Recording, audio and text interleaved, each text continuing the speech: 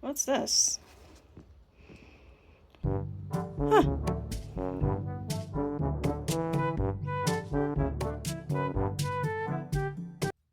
No, that's not why I hate ladybugs. Where'd you even get that idea? It's a weird hatred. You know what's weird? Our book for today. Hello there. You're what's weird. What's today's book? So it's really a short story by Robert Louis Stevenson called The Strange Case of Dr. Jekyll and Mr. Hyde. Huh.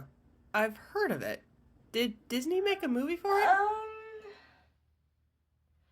Well, yeah, not exactly. As far as I know, they've just spoofed it, and they aren't the only ones. Ooh, I like those last ones. Oh, and there was a musical, too. And I thought I watched too much TV. I've had many years to build up these references, young Padawan.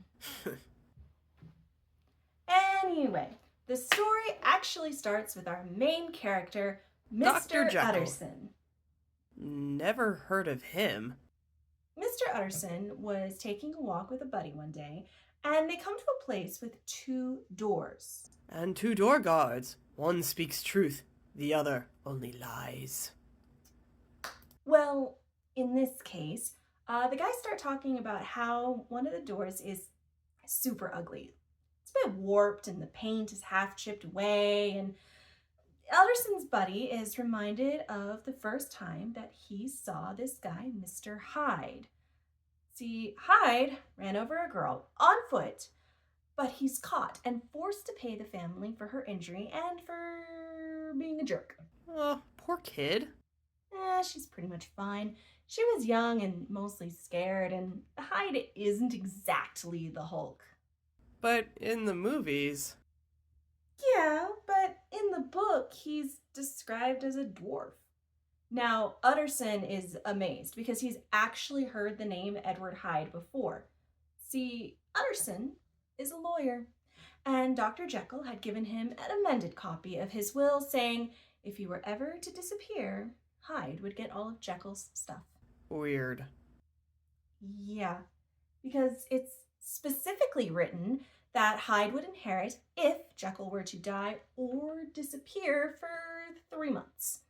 And Jekyll wouldn't tell anyone how he knew this Hyde guy. None of his friends had heard of him prior to the will, and so no one knew where to find him when Jekyll went missing. And Jekyll was missing. Are you enjoying yourself?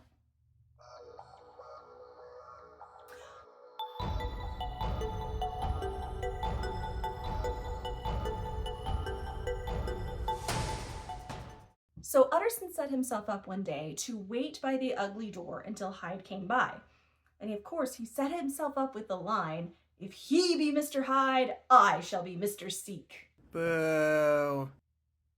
Yeah, I'm pretty sure that's why his name was Hyde.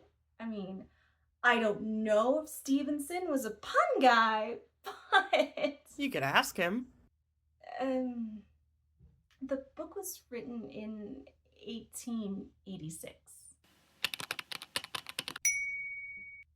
Never mind. Now, Utterson did find Hyde eventually, and of course, the man was very rude. Over time, though, Hyde vanished and Jekyll came out of hiding. He resumed his regular life and everything seemed fine. This is lame. How about I throw in a murder? You know what? Okay. One night, this nice old gentleman is heading home and he was mugged and beaten and killed. A maid in a nearby house saw the whole thing, and the only man that matched her description was none other than Mr. Hyde. Dun dun dun. And so, of course, Hyde vanished again. But this time, so did Jekyll. All of the doctor's friends were worried, and the only contact to speak of was a letter requesting Mr. Utterson deliver some supplies to a hotel room. One night, sometime after that, Mr. Utterson got a visit from one of Jekyll's servants.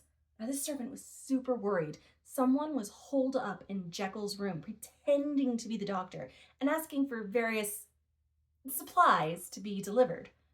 Utterson and the servant hurry back and they break in, and Mr. Hyde breaks into song. What? You said there was a musical. Yeah, but the musical's plot is not the same as the book.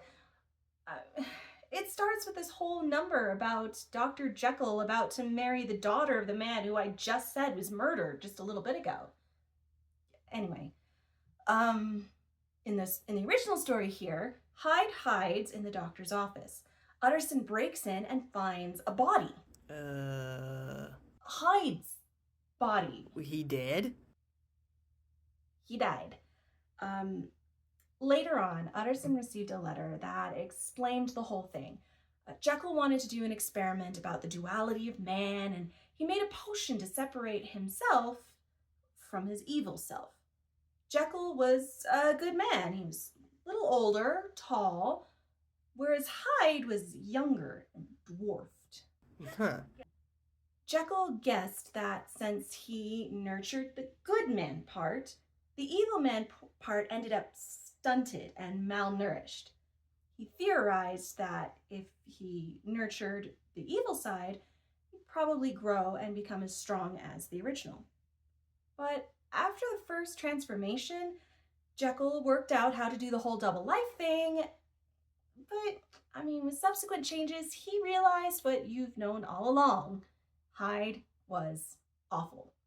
And so he actually stopped taking the potion. So there should have been no more Hyde. Yeah, right. But the feeling of being Hyde was addicting. And so he ended up taking the potion again. And soon he was transforming even without taking it. There was no escape. And he broke. Literally. Yeesh. And that's the story. Wait, that's it?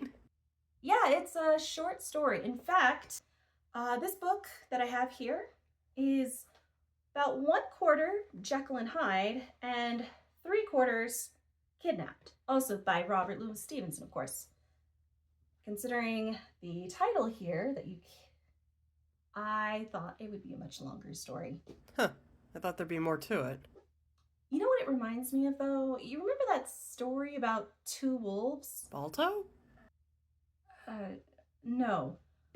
All men is this, thing that said all men have 2 wolves fighting inside them for control, and the one that wins is... The one you feed. Creepy.